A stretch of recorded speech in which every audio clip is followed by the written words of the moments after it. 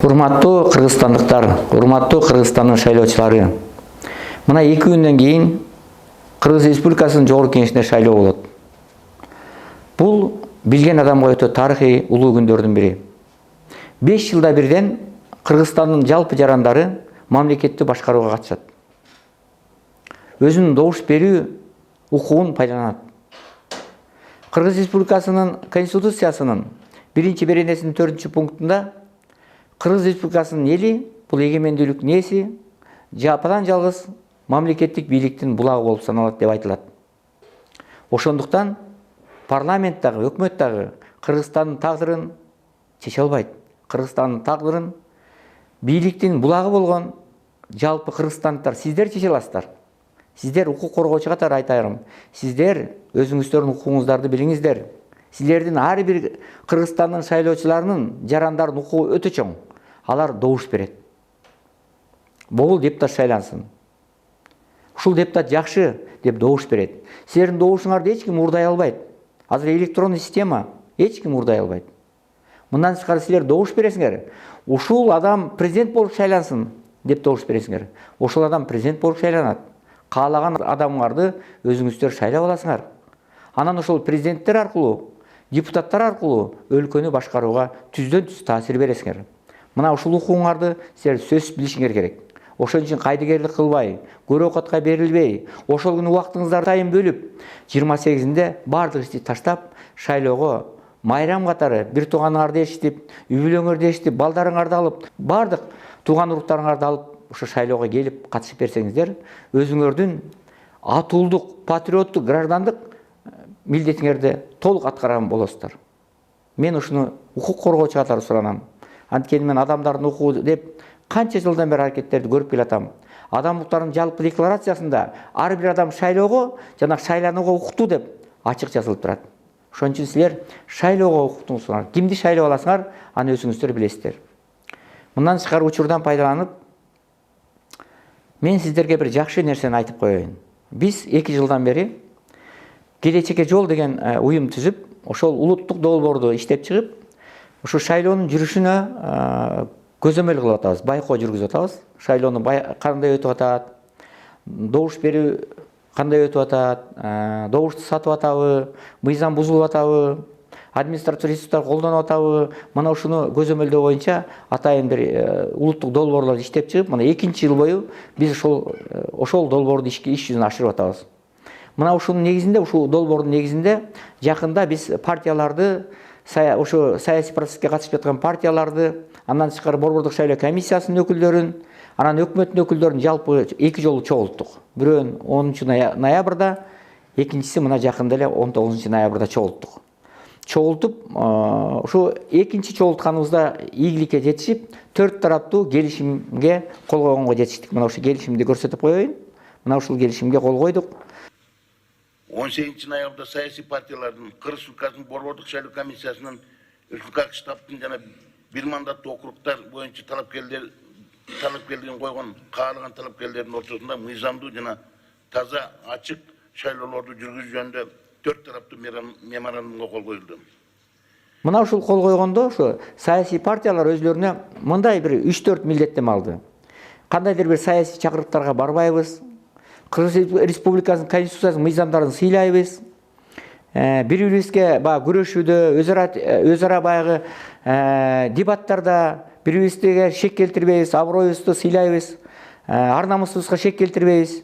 Анан эң негизгиси шайлоонун жыйынтыгын тааныйбыз, утулган партиялар утулган бойдон калабыз, уткандарды куттуктайбыз деген маанинде, анан эң негизгиси стабилдүүлүккө өзүбүздүн салымыбызды кошобуз деген бир милдеттеме алды. Ал эми Борбордук шайлоо комиссиясы болсо Кыргыз Республикасынын Жогорку Кеңешинин шайлоосун таза жана акыйкат өткөрүү боюнча улуттук мыйзамдарды толугу менен сактайбыз деп алды. Ал эми республикалык штаб болсо 2 пункттан милдеттеме алды. Бирөө болсо бардык материалдык нерселердин баарын, каражаттын баарын, шайлоого эмне керек болсо ошонун баарын убагында камсыздап чечип беребиз деген милдеттеме алды. Андан тышкары экинчи административдик ресурстарды колдонбоо, добуштарды сатпоо, добуштарды бурмалоо, анан мамлекеттик органдагы адамдар шайлоого катышпоо. Мына ушул боюнча милдеттемени алды. Ал эми биздин улуттук борбор болсо, борбор болса. Бул данакердик милдетти аткарып атабыз. Ошол 4 тараптуу келишимдин аткарылышын көзөмөлдөйбүз, ошону мониторинг жүргүзөбүз. Анан кандай аткарылдыбы, аткарылбады, ошону коомчулукка жар салабыз. Мына биздин милдетибиз ушул. Мына ушунун негизинде биз Кыргызстандын баардыгын кыдырып чыктык. Мына жакында эле Ош шаарына барып, Жалал-Абад шаарына барып, аябай жакшы жолугушуулар болду. Түрдүү улуттун өкүлдөрү келди, кыргыздар, өзбектер, башка улуттун өкүлдөрү аябай жакшы суроолорду берди. Алардын баарын биз видеого тартып алдык. Алар курч суроолорду берди, кээ бир жерлерде сын пикирлерди айтышты. Анан баардык талкуудан кийин биз бир нерсеге аябай сүйүндүк. Алардын баардыгы сүйлөгөн сөздөрдүн баарында ушу Кыргыз Республикасынын президентинин шайлоого таза жана акыйкат шайлоо өткөрүү боюнча кайрылуусун колдоп жатышат. Мына биринчи жолу президент чыгып, өзү демилге көтөрүп, жакшы кайрылуу кылды. Бардык мамлекеттик органдарга кайрылды. Аларды шайлоого бут тоспоо боюнча айтты. Кээ бирлерин катуу жазалап атышат, кызматтан алды, айып пул салды. Мына ушундай мурда болгон эмес. Эгер мурда эле ушундай болгондо биз жакшы иштерге бармакпыз. Таза шайлоо болмок. Мындан кийин бир 1000 сомго, 2000, 3000 сомго сатылбайлы, балдарыбыздын келечегин сатпайлы деген бир жакшы мындай демилге менен чыгып, президенттин ушул демилгесин колдогонуна көрүп биз сүйүндүк да. Бул жакшы биз үчүн бир күтүүсүз нерсе болду. Анан мына Талаш шаарына түнү менен да келдик.